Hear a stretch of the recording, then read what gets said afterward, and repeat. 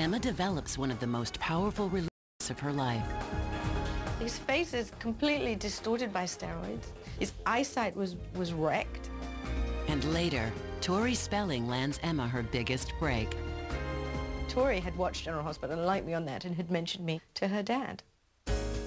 This is Lifetime's intimate portrait of Emma Sams. Emma's privileged British childhood couldn't protect her from life's misfortunes.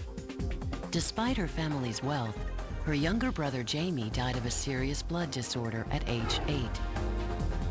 Emma contracted bursitis in her hip at age 16, and her promising career in ballet was cut short. But Emma didn't feel sorry for herself. I had been at the Royal Ballet School, and I was this little ballet dancer. And the kids were normal teenagers around me, and I had to make adjustments fast. One possibility for Emma was a career in modeling. She was so beautiful. She would walk into a room and people would look at her. So everybody kept saying to her, you should be a model, you should be a model. I was very impatient to grow up and be self-sufficient and independent. That was my one rebellion as a teenager, was independence. Although her father wasn't too happy about the modeling idea, he helped her get an agent. It wasn't long before Emma landed a job as the face behind a major Japanese makeup company. Kanebo had enormous auditions throughout Europe to find their new face. And amazingly, I got the job. And the campaign was a huge hit. But Emma wasn't satisfied with life as a model. It's a ridiculous job. There's no sense of achievement whatsoever. You're getting hired completely because of the way you look. And the way you look is totally thanks to one's parents, your genealogy, and for me, very much so, my orthodontist, who did amazing work. Emma thought acting might allow her to rely on her brains more than her beauty. So I managed to get myself an agent. I don't know how. Because I remember going in and talking to him, and he said, do you have any training? No. Do you have any experience? No. Of course, you don't have a union card? No. Okay, we'll take you. And the first audition I went to was for the female lead in a feature film opposite Mickey Rooney, Christopher Lee, and I got the part. Arabian Adventure, a fantasy film, earned the 18-year-old the British Film Industries Award for Most Promising Newcomer. The London premiere benefited a children's hospital, Great Ormond Street. Many of the patients were invited to attend. That's where Emma met Sean Honorati, a very sick 12-year-old boy. Sean reminded Emma of her brother Jamie, who had died. She and Sean became fast friends. He had a brain tumor. When Emma went to Great Ormond Street, she had really noticed that he had really sort of perked up. And she said, I'm going to go back and see him again, because I really think that I was able to help him by being there. He was about to go in for a huge operation on a brain tumor. And yet, despite all of that, this little spark came out of him. Like when I said, did you enjoy the film? I think he said, well, no, not really. I mean, it was something like that, something really cheeky. During her friendship with Sean, Emma's career began to pick up speed. In 1980, when she was 19, she realized that success in Hollywood meant moving across the pond. My mother says she always had great confidence in me and my abilities to take care of myself, and she was not worried. My father was horrified, trying to get me to come back.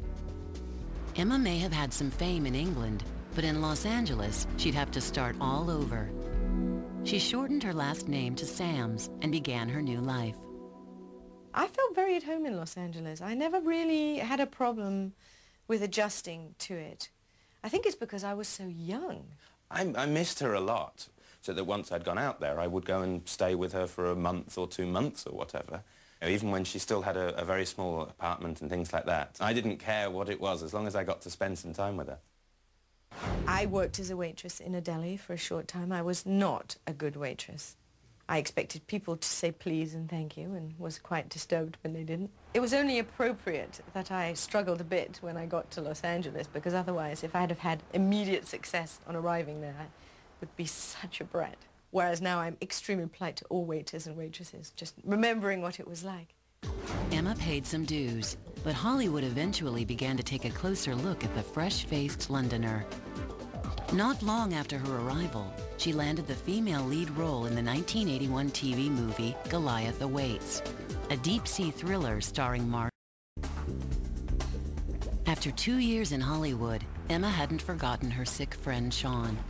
It upset Emma that he wasn't getting well. Then she had an idea. I decided that he should come out to visit and see Disneyland. Disneyland, you know, the mecca to even English children. And I organized to fly him and his mum out for a trip.